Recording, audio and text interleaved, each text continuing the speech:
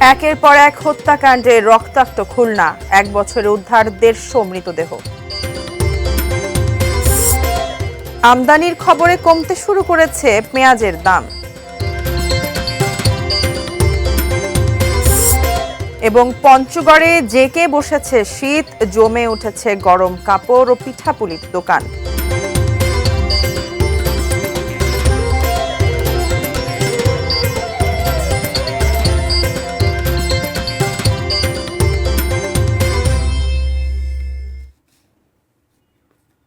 ATN news দেখছেন।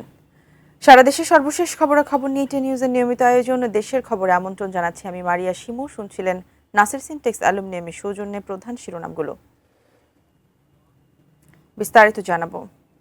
প্রস্তাবিত Dhaka central university প্রতিষ্ঠার প্রক্রিয়া দীর্ঘদিন ধরে ঝুলে থাকায় এবং অধ্যাদেশ জারিতে দৃশ্যমান অগ্রগতি না থাকায় শিক্ষা ভবন অবরোধ করেছেন শিক্ষার্থীরা। ঘটনাস্থল থেকে যুক্ত হয়ে সর্বশেষ পরিস্থিতি জানাচ্ছেন সহকর্মী সম্রাট আনোয়ার। সম্রাট, এই যে বিক্ষোভের দাবিতে তারা ঘেরাও করেছে, সেখানকার এখন কি অবস্থা এবং কি মনে হচ্ছে, কি ফলাফল আসতে পারে?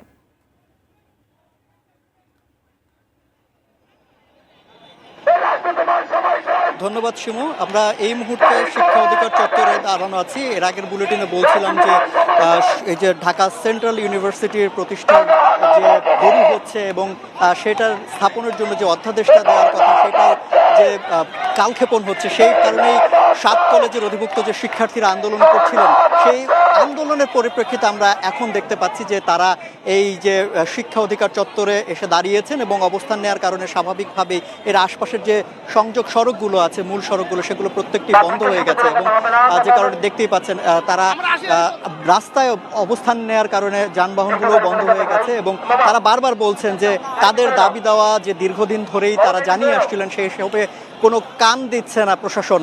এবং তারা এই গতকালকেও এই বিষয়ে আন্দোলন করেছেন এবং আজকে যে শিক্ষা ভবন অভিমুখে তাদের যে পদযাত্রা এবং তাদের যে ঘেরাও কর্মসূচি, সেটিও তারা সকাল থেকে শুরু করছিলেন এবং দুপুরের পর অর্থাৎ 2টার পর আমরা দেখেছি যে এই 7 কলেজ থেকে অর্থাৎ প্রত্যেক কলেজ থেকে একজন করে শিক্ষার্থী প্রতিনিধি তারা সচিবালয়ে গিয়েছেন এবং এই 7 জনের সঙ্গে সচিব মহোদয়ের একটি বৈঠক হচ্ছে। কিন্তু সেই বৈঠক থেকে আসলে এখন পর্যন্ত কোনো ভালো সংবাদ এখানে আসেনি। এর আগেও আমরা দেখেছি যে এই মোড়ে অবস্থানের আগে তারা যে জায়গাটিতে দেখতে পাচ্ছেন যে পুলিশরা যেখানে ব্যারিকেড দিয়ে আটকে রেখেছেন, সেই জায়গায় তারা অবস্থান নিয়েছেন এবং আশপাশের যে রাস্তাগুলো, সেই রাস্তাগুলো উন্মুক্ত ছিল এবং প্রত্যেকটি রাস্তায় যানবাহনগুলো চলাচল স্বাভাবিক ছিল। কিন্তু দীর্ঘ সময়েও আসলে তাদের যে দাবি দেওয়া যেগুলো জানাচ্ছিলেন এবং যে শিক্ষার্থী প্রতিনিধিরা ভেতরে গিয়েছেন সচিবালয়ে, তারা আসলে কি বৈঠক করছেন এবং তাদেরকে আসলে কোনো ধরনের সদুত্তর আসলে তারা পাননি অন্তত, সেই বিষয়টি তারা বাইরে থাকা যে আন্দোলনকারী শিক্ষার্থী তাদেরকে জানিয়েছেন এবং সেই জানানোর পরিপ্রেক্ষিতে আমরা দেখেছি যে কিছুক্ষণ আগে তারা এই মোড়টায় তারা অবস্থান নিয়েছেন এবং অবস্থান নিয়ে তারা সড়কগুলো আটকে দিয়েছেন এবং তারা বারবার বলছেন যে তাদের যে মূল দাবি অধ্যাদেশটি দ্রুত যাতে দিয়ে দেওয়া হয় এবং সেই বিষয়ে সুস্পষ্ট একটা তারা নির্দেশনা চান এবং সেই নির্দেশনা পাওয়ার পরই তারা এই সড়কটি ছেড়ে দেবেন এবং ব্লকের যে কর্মসূচি সেটি তারা তুলে নেবেন। ফিরছি স্টুডিওতে। সম্রাট, ধন্যবাদ আপনাকে। আপনি সেখানে থাকুন, আমরা পরবর্তীতে আবারও চেষ্টা করব আপনার সঙ্গে যুক্ত হবার। দর্শক, শিক্ষা ভবনের সামনে থেকে সেখানকার সর্বশেষ জানাচ্ছিলেন সহকর্মী সম্রাট আনোয়ার। বিএনপি চেয়ারপারসন খালেদা জিয়াকে লন্ডনে নেওয়ার জন্য এয়ার অ্যাম্বুলেন্সটি মঙ্গলবার ঢাকায় আসছে না। বেসামরিক বিমান চলাচল কর্তৃপক্ষের একজন জ্যেষ্ঠ কর্মকর্তা এই তথ্য নিশ্চিত করেছেন। এ বিষয়ে জানাতে রাজধানীর এভারকেয়ার হাসপাতালের সামনে থেকে যুক্ত হচ্ছেন সহকর্মী শেখর আজাদ। আমরা সরাসরি সেখানে চলে যাচ্ছি। শেখর, এই যে একটি সিদ্ধান্ত নেওয়া হয়েছে এয়ার অ্যাম্বুলেন্স আসছে না, এখন আসলে কি করবার রয়েছে অথবা ডক্টররা কি বলছেন, তার যারা চিকিৎসক রয়েছেন তারা কি বলছেন? দর্শক, সংযোগটি বিচ্ছিন্ন হয়েছে, আমরা পরবর্তীতে আবারও চেষ্টা করব সহকর্মী শেখর আজাদের সঙ্গে যুক্ত হবার।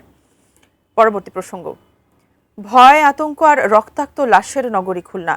গত 1 বছর উদ্ধার হয়েছে প্রায় 150 মৃতদেহ। আদালত পাড়ার মতো সুরক্ষিত জায়গায়ও প্রকাশ্যে দিবালোকে হয়েছে ডাবল মার্ডার। পুলিশ প্রশাসন বলছে বেশিরভাগ হত্যাকাণ্ড মাদক কারবার নিয়ে। গাজী দুলালের তোলা ছবিতে খুলনা বিভাগীয় প্রতিনিধি মোহাম্মদ অসীমের রিপোর্ট। একের পর এক হত্যাকাণ্ড। নভেম্বর মাসের শেষ দিনটিতেও দেশ জুড়ে আলোচিত ডাবল মার্ডার। 30 নভেম্বরে খুলনা মহানগর ও দায়রা জজ আদালতে হাজিরা দিতে গিয়ে খুন হন হাসিব হাওলাদার ও ফজলে রাব্বি রাজন নামের দুই যুবক। দিনে দুপুরে গুলি করে ও কুপিয়ে হত্যা করা হয় তাদের। এর মাত্র 14 দিন আগে নগরীর লবণচড়া থানার মোল্লাপাড়া এলাকায় দুই শিশু ও তাদের নানি বাসার ভিতরেই খুন হন। জমি নিয়ে বিরোধে ভাড়াটে খুনি দিয়ে হত্যা করা হয় তাদের। পুলিশের তথ্যই বলছে, গত বছরের 5 আগস্ট থেকে শুরু করে খুলনা শহরে খুন হয়েছেন 48 জন, আর জেলার অন্যান্য এলাকায় ঘটেছে আরও 47টি হত্যাকাণ্ড।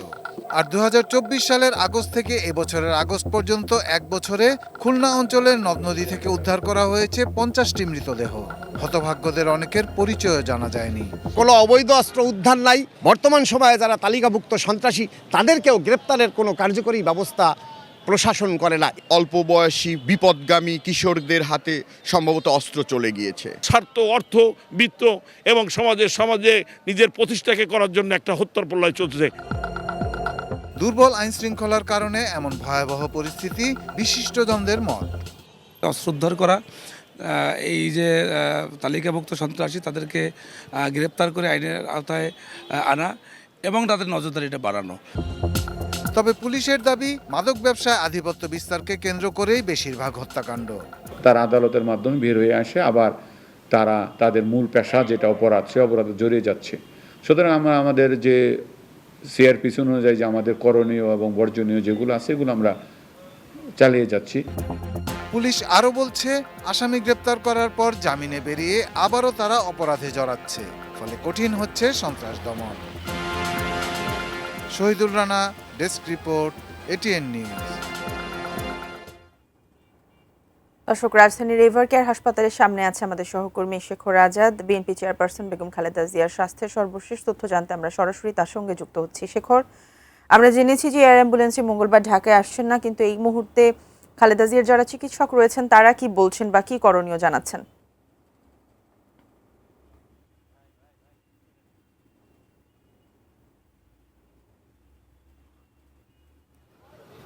বিএনপি চেয়ারপারসন বেগম খালেদা জিয়ার পুত্রবধূ ডক্টর জুবাইদা রহমান এই কিছুক্ষণ আগে 30 মিনিট আগে অর্থাৎ 3:30টার দিকে এভারকেয়ার হাসপাতালে প্রবেশ করেছেন। আপনারা জানেন যে গত শুক্রবার ডক্টর জুবাইদা রহমান বাংলাদেশে আসার পর থেকেই এই হাসপাতালে, এভারকেয়ার হাসপাতালে যাতায়াত করছেন।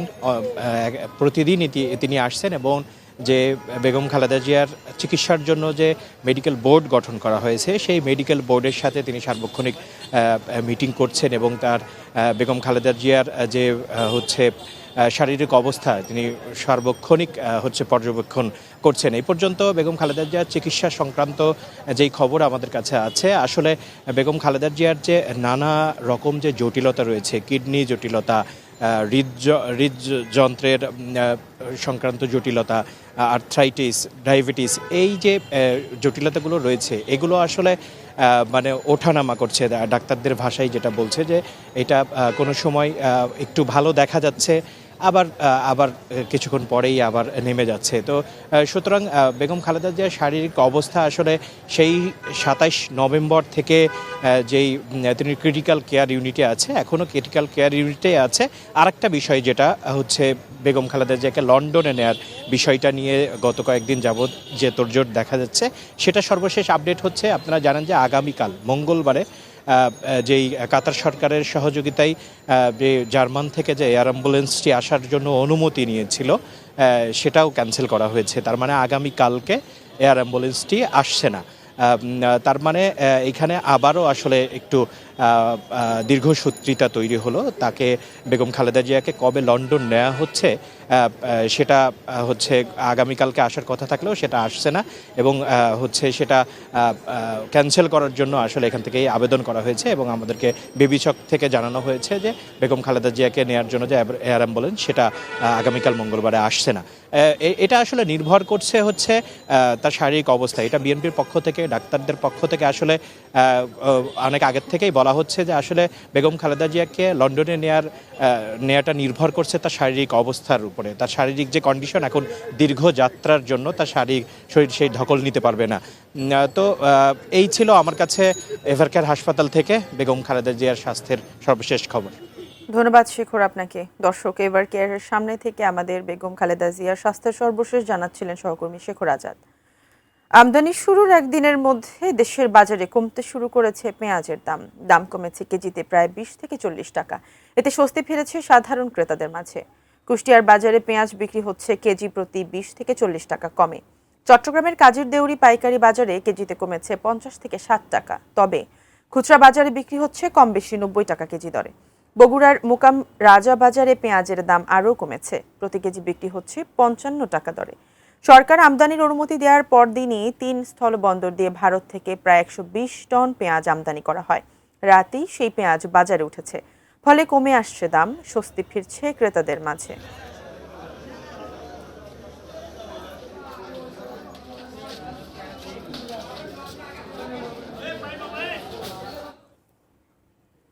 দেশের খবরে নিচ্ছে একটি বিরতি। বিরতির পর আরও যা থাকছে।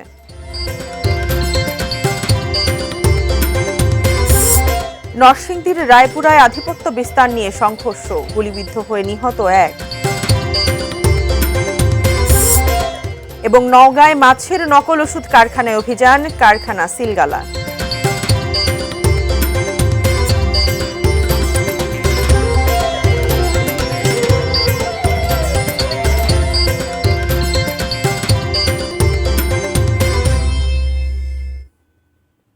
বিরতির পর আবারও আমন্ত্রণ সংবাদে। 8 ডিসেম্বর কুমিল্লা মুক্ত দিবস। 1971 সালের এই দিনে পাকিস্তানি হানাদার বাহিনীর হাত থেকে মুক্ত হয় এই জনপদ। কুমিল্লা মুক্ত দিবস উপলক্ষে জেলা প্রশাসন ও জেলা মুক্তিযোদ্ধা কমান্ডের আয়োজনে টাউন হলের মাঠ থেকে চলছে বিজয় র্যালি।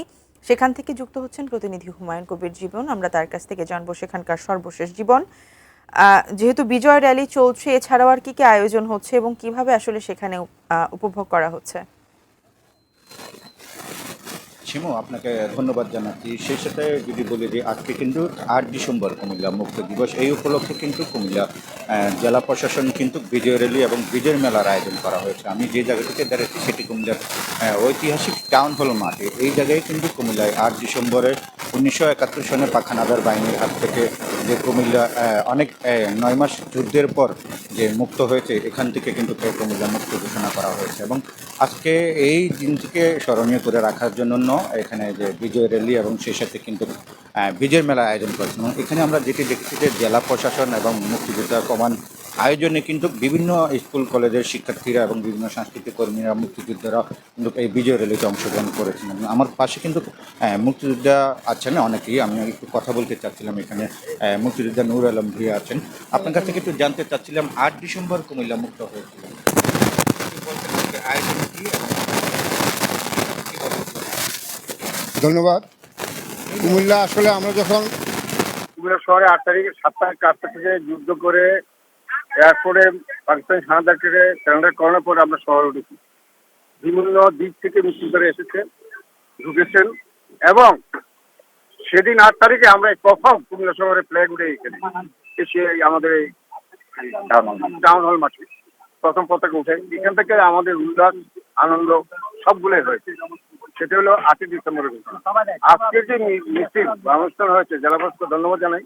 ওনাদের তত্ত্বাবধানে আমার মুক্তিযোদ্ধাদেরকে যেভাবে সম্মানিত করেছেন, আমি ওনাদেরকে ধন্যবাদ জানাই। প্লাস আমার মনে হয় 71-এর পরে 8 ডিসেম্বরের যে বিজয় দিবস পালন করেছে, সেটা অত্যন্ত চমৎকার এবং মানে স্মরণীয়। ধন্যবাদ। শুনছিলাম যে মুক্তিযোদ্ধারা কিন্তু বলছিলেন যে আসলে এই কুমিল্লা টাউন হলের মাঠ থেকে কিন্তু 8 ডিসেম্বর ঘোষণা করা এবং কুমিল্লা মুক্ত দিবস হিসেবে পালন করা হচ্ছে। এবং এই উপলক্ষে সেই সাথে কিন্তু আগামীকাল থেকে হয়তো বিজয় মেলা শুরু হবে এবং সেই সাথে সন্ধ্যার পর থেকে অগ্নি যে আগুন, সেটিও কিন্তু তারা জ্বালিয়ে কিন্তু এই দিনটিকে স্মরণীয় করে রাখবে। এই ছিল কুমিল্লা টাউন হলের মাঠ থেকে সর্বশেষ জীবন। ধন্যবাদ আপনাকে। দর্শক, কুমিল্লার টাউন হল মাঠ থেকে সেখানকার যে বিজয় র্যালি উদযাপন, সেটি সম্পর্কে আমাদের জানাচ্ছিলেন সহকর্মী হুমায়ুন কবির জীবন। আজকের এই দিনে পাকিস্তানি হানাদার বাহিনীর হাত থেকে মুক্ত হয় বরিশাল ও ঝালকাঠি জেলা। 71-এর 25শে মার্চ রাতে পাকিস্তানি হানাদার বাহিনী অপারেশন সার্চ লাইট শুরু করলে বরিশাল পুলিশ লাইনের অস্ত্রাগার দখল করে প্রতিরোধ গড়ে তোলেন বীর মুক্তিযোদ্ধারা। 26শে মার্চে বরিশাল সরকারি বালিকা বিদ্যালয়ে মেজর এম এ জলিলকে সামরিক প্রধান ও নুরুল ইসলাম মঞ্জুকে বেসামরিক প্রধান করে দক্ষিণাঞ্চলীয় স্বাধীন বাংলা সরকারের সচিবালয়ে স্থাপন করা হয়। পাকিস্তানি সেনারা ওয়াবদার হেডকোয়ার্টার গড়ে তুলে নিরীহ বাঙালিদের ওপর নির্যাতন ও হত্যাযজ্ঞ চালায়। নভেম্বর মাস থেকে বীর মুক্তিযোদ্ধারা একের পর এক আক্রমণ চালিয়ে যেতে থাকেন।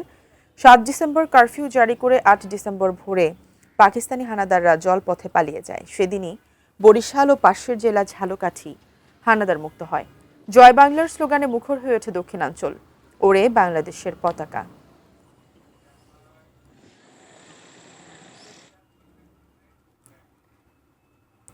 সংবাদ এই পর্যায়ের সময় হলো আরও একটি বিরতির, সঙ্গেই থাকুন।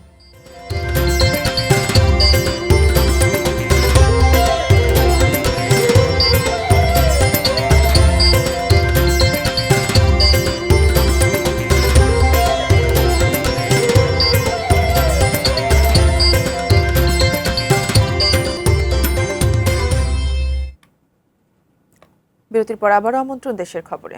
নরসিংদীর রায়পুরা উপজেলায় আধিপত্য বিস্তারকে কেন্দ্র করে দুই পক্ষের সংঘর্ষে গুলিবিদ্ধ হয়ে একজন নিহত ও অন্তত 10 জন আহত হয়েছেন। দুপুরে রায়পুরার চরাঞ্চল নীলক্ষার দড়িগাঁও এলাকায় এই ঘটনা ঘটে। নিহত মামুন মিয়ার পরিবার জানায়, দীর্ঘদিন ধরে আধিপত্য বিস্তারকে কেন্দ্র করে শহীদ মেম্বারের সঙ্গে মামুন মিয়ার দ্বন্দ্ব চলছিল। সকালে স্থানীয় বাজারে তাদের মধ্যে বাকবিতণ্ডার এক পর্যায়ে সংঘর্ষ, দুই পক্ষের লোকজন জড়িয়ে পড়ে। এ সময় মামুন সহ 3 জন গুলিবিদ্ধ হন। তাদের উদ্ধার করে নরসিংদী জেলা সদর হাসপাতালে নিয়ে গেলে কর্তব্যরত চিকিৎসক মামুনকে মৃত ঘোষণা করেন।